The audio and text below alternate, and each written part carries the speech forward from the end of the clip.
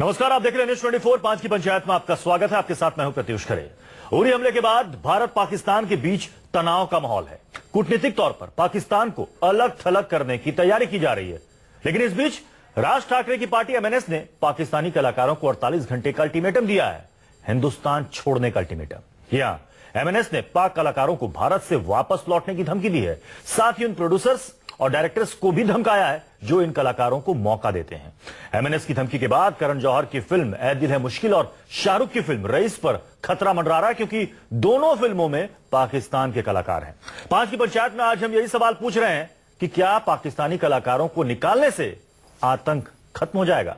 आपको अपने मेहमानों से मिलाएं तो तमाम सोशल साइट्स पर इस पर बहस चल रही है, पाकिस्तान को कैसे सबक सिखाया जाए। लेकिन इस बीच देखिए राजनीति कौन सी दिशा पकड़ रही है। एमएनएस कह रही कि पाकिस्तानी कलाकारों को निकालो वरना हम अपने स्टाइल में समझाएंगे। स्टाइल का मतलब आप समझते होंगे, एमएनएस का क्या स्टाइल है। हमारे साथ तमाम मेहमान जुड़े हैं, उनसे आपका परिचय करा दूं।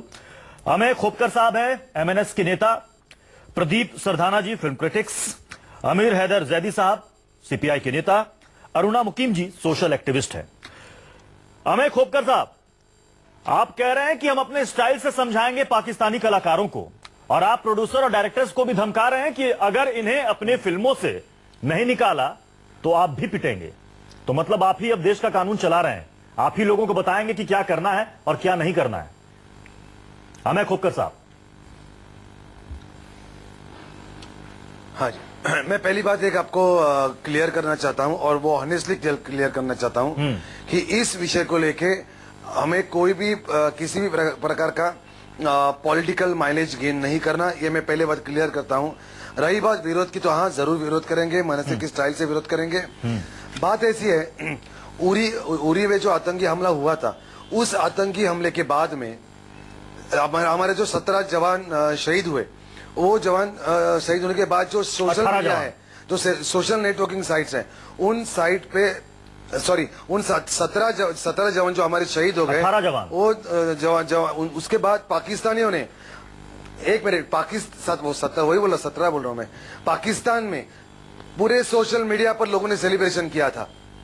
आज सरहद पे हमारा जवान हमारी रक्षा के लिए 24 घंटे बिना सोए रह रहा है। यहाँ पे मुंबई पुलिस हो, महाराष्ट्र के पुलिस हो, पूरी देश के पुलिस है, वो हमारी सुरक्षा। ये बताइए कि क्या एक सेकंड, हम अगर पाकिस्तानी कलाकारों को निकाल देंगे तो क्या ये आतंकवाद खत्म हो जाएगा?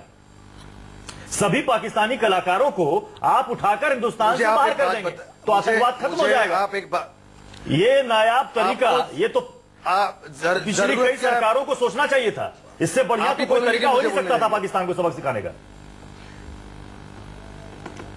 पाकिस्तान से कलाकार यहाँ पे लाके उनको परफॉर्म करने के लिए जरूरत क्या है? क्या हमारे पास कलाकार नहीं है? तब तो दिलीप साहब को भी चले जाना चाहिए वापस पाकिस्तान। ये वक्त नहीं है पाकिस्तान के साथ दोस्ती करने का। तब तो दिलीप साहब को भी चले जाना चाहिए। और भी कई कलाकार हैं जिनका पाकिस्तान से संबंध है, उनको भी देश छोड़कर चले जाना चाहिए। देखो, आपको मेरे पे कितनी टीका टिप्पणी करनी हो आप कर सकते हो, मेरा बयान क्लियर है। 48 घंटे का हमने टाइम दिया है। अगर 48 घंटे के अंदर ये पाकिस्तानी कलाकार हिंदुस्तान छोड़ के पाकिस्तान नहीं गए तो पीटेंगे जरूर। अच्छा, आपको जो 48 घंटे के अंदर अगर नहीं गए तो सबको एमएनएस पीटेगी, कहना वो कह सकते। एमएनएस सबको पीटेगी और सरकार और पुलिस चुपचाप देखती रहेगी। आप यही कहना चाहते हैं ना? सरकार को अपना जो काम करना है कर सकती है, सरकार उनका काम करेगी, हम अपना काम करेगा, आप अपना काम कीजिए। यानी आपके मुताबिक देश की सेना को या फिर हमारे जितने भी राजनीतिक हैं, हमारे नेता हैं, जो कूटनीतिक तौर पर पाकिस्तान को अलग थलग करने की सोच रहे हैं, ये बेकार में सब मेहनत कर रहे हैं। पाकिस्तानी कलाकारों को निकाल देना चाहिए, सारा मसला सुलझ जाएगा एमएनएस के मुताबिक। ये बताइए आमिर हैदर जैदी साहब, आपने सुना, ये कह रहे हैं कि 48 घंटे का अल्टीमेटम दे दिया है, नहीं जाते तो हम पीटेंगे। अब ये तो अजीब सी बात हो गई। इसके देखिए सीधा जवाब, हाँ। इसके दो जवाब है, इसके दो पहलू हैं। एक तो देश हित में, एक उसमें। मैं एक चीज कहता हूं कि दुनिया के अंदर दो नाजायज मुल्क हैं, इनके ऊपर भी आऊंगा। एक जो मुल्क ही नहीं थे, एक पाकिस्तान है, एक इजराइल है। पाकिस्तान हमसे टूट के बना है, जो मुल्क ही नहीं था। इजराइल फिलिस्तीन से टूट के बना है। हमारी परेशानी है कि हम एक नाजायज मुल्क से लड़ रहे हैं, एक नाजायज मुल्क की सलाह ले रहे हैं।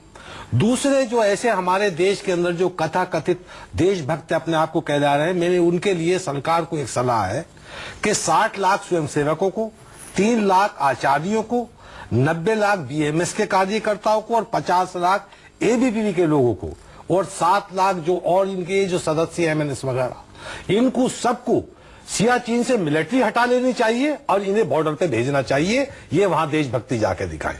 पिच कोट के सुन लीजिए, मैं उस पर ही आ रहा हूँ। ये हल्की कलाकारों को हटाने से ये हल्की आतंकवाद रुक जाएगा, ये हमारा सवाल है। ये हल्की राजनीति करते हैं कि पाकिस्तान की टीम यहाँ आती है, उस पर देशभक्ति दिखाते हैं, कोटला की जाके पिच खोदते हैं। कोई यहाँ पे कलाकार आता है, कोई भी कला मेरा सीधा सवाल है, क्या आप एमएनएस के स्टैंड से सहमत हैं या नहीं? मैं सहमत नहीं हूँ। कलाकारी, कोई भी कलाकार किसी सीमा में नहीं बन सकता, कोई म्यूजिक किसी सिस्टम में नहीं बन सकता है, इसकी कोई सीमाएं नहीं है। बल्कि हमें इनका यूज करना चाहिए शांति दूत के जरिए। हम इनके लिए एक शांति का पैगाम दें।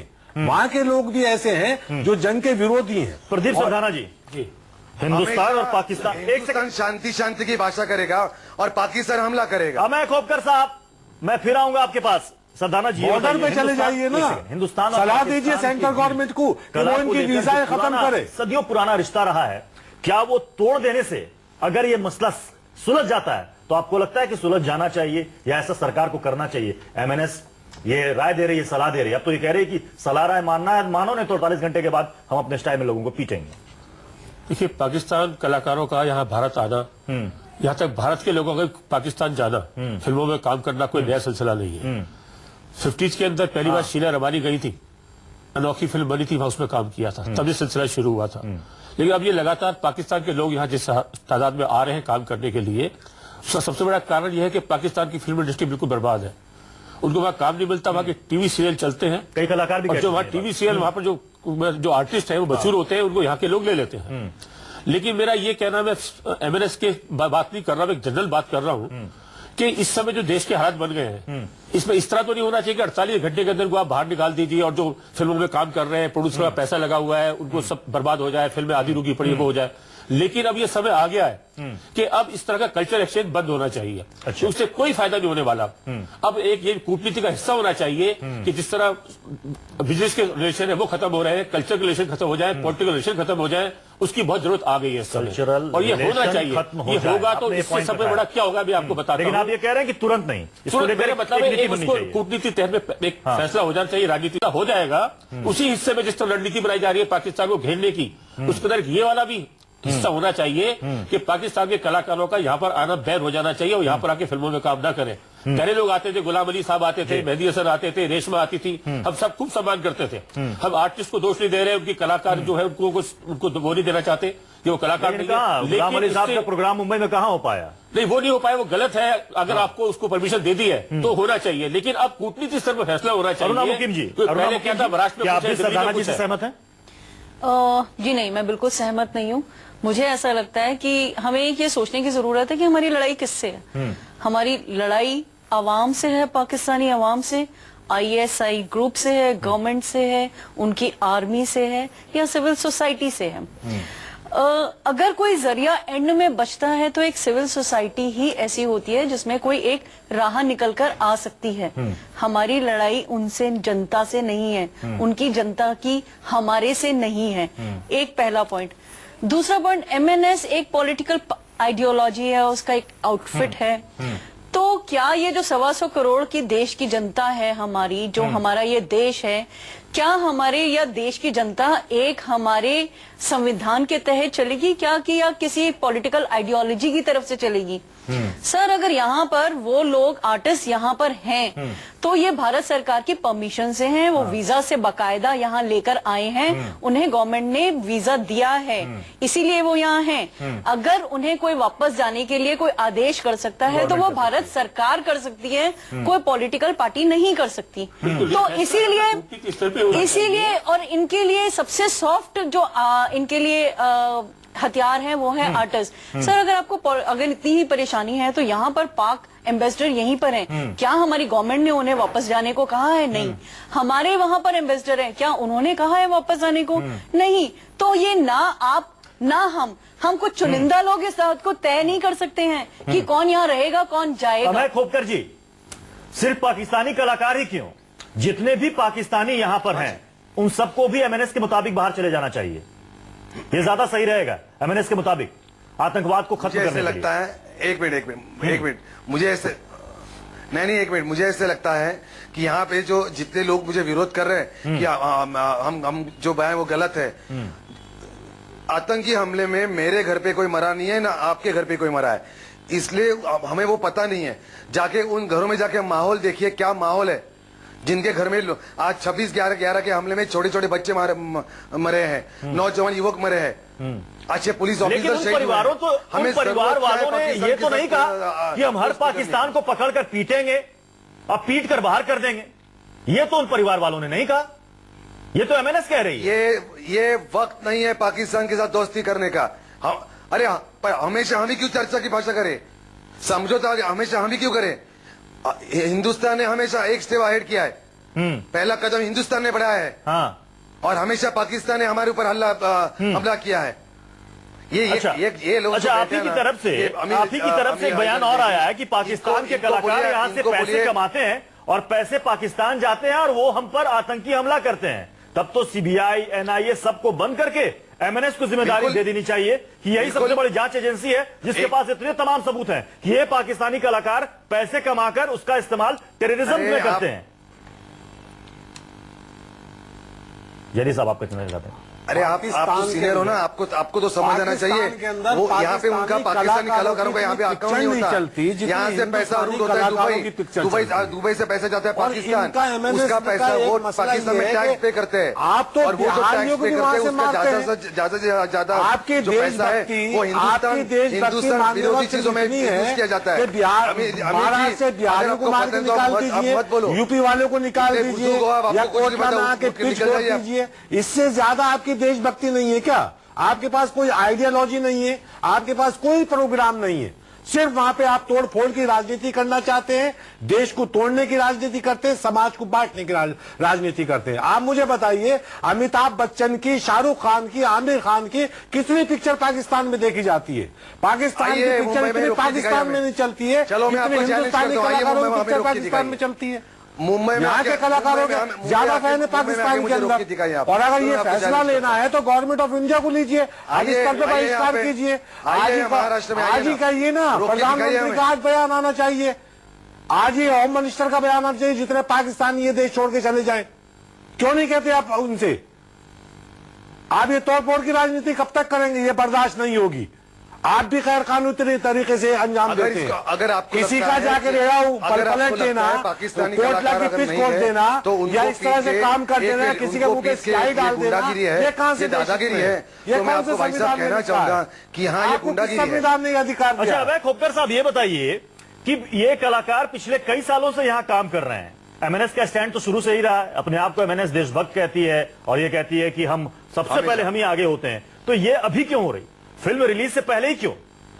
आप ये पहले गवर्नमेंट को सुझाव देते, ये सुझाव कि आपको इस पर अमल करना चाहिए, निकालिए सब पाकिस्तानी कलाकारों को। 11 साल से इसके ऊपर हम आंदोलन कर रहे हैं। आंदोलन नहीं, आप हफ्ता वसूली करते हैं। जो प्रोड्यूसर आपके यहाँ पैसा पहुंचा देता है उसकी फिल्म रिलीज हो जाती है, और जो पैसा नहीं पहुंचाता है उसके लिए आप इस तरह की हरकतें करते हैं। ये सब पूरा देश जानता है। अगर ऐसा आपको ऐसे लगता है? नहीं, हमें ऐसा ही नहीं लगता, ये ऐसा होता है। लगता है जो कि आप जिसका विरोध करते हैं, प्रोड्यूसर आपसे मिल लेता है, रिलीज हो जाती है। ये सब आपके लोग करते हैं। मैं आपको क्या बोल रहा हूँ, फिल्म रिलीज नहीं होती। आप उधर दिल्ली में बैठ के बोल रहे हो, हफ्ता वसूली। अरे दिल्ली में बैठ के क्यों बोल रहे हो? आ जाओ इधर, और ये बंद होनी चाहिए। आप आके दिखाइए ना इधर। महाराष्ट्र मैं आता हूँ, बताइए कब आता हूँ? हिम्मत है तो रोक के दिखाओ। ये आप बंद कीजिए, ये देशभक्ति नहीं चलेगी। सरदाना जी इस पर रिएक्ट करना चाहते हैं। सरदाना जी, देखिए मेरा ये कहना है 48 घंटे का समय दिया है, 48 घंटे का समय दिया है। देखिए बाद में क्या होता है 50वें घंटे में। मैं महाराष्ट्र गवर्नमेंट से अपील करूंगा, सेंट्रल गवर्नमेंट से मांग करूंगा कि ऐसे इंसानों को जो संविधान के विरुद्ध काम करते हैं, इन्हें तुरंत अरेस्ट किया जाए, इनके खिलाफ मुकदमा दर्ज किया जाए। इनको भी पता है कि ऐसा कुछ होगा नहीं।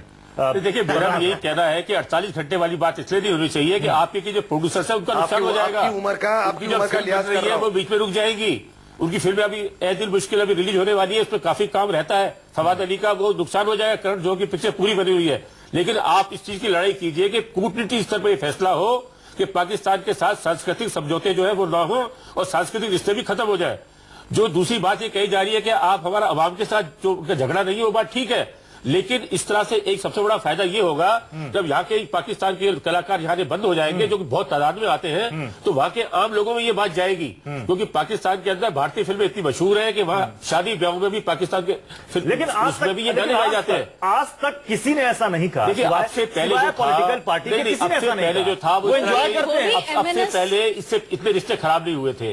अब जो हालत है बिल्कुल नाक के ऊपर पानी आ गया है, तो उसमें सबसे ये होगा जब आवाम के अंदर भाई ये मैसेज जाएगा कि हमारे सांस्कृतिक से खत्म हो गए हैं। आप एक तो वहाँ के लोग क्या करेंगे? आप एक कूटनीतिक तरीके की बात कर रहे हैं। आप एक कूटनीतिक तरीके की बात कर रहे हैं। आवाम उठेगी, वहाँ की आवाम आवाज उठाएगी। मैं ये कहना चाहती हूँ अभय जी कि ऐसी धमकियां, ये गुंडागर्दी मेरे हिसाब से ऐसा ना करके एक सही उचित तरीके से आपको कोई एक स्टैंड लेना चाहिए। 48 घंटे में किसी को कहना कि देश छोड़ के चले जाओ, ये बिल्कुल एक अनैतिक कार्य है जो मैं जिसका समर्थन नहीं करती। मुझे ऐसा लगता है कि अगर ये सब काम करना है, ये चीजें करनी है, तो ये हमारी गवर्नमेंट ऑफ इंडिया इतनी सक्षम है। 125 करोड़ के देश की जनता हमारे अपने गवर्नमेंट के साथ है, वो इतनी सक्षम है कि वो डिसाइड कर सकते हैं कि क्या करना है या क्या नहीं करना।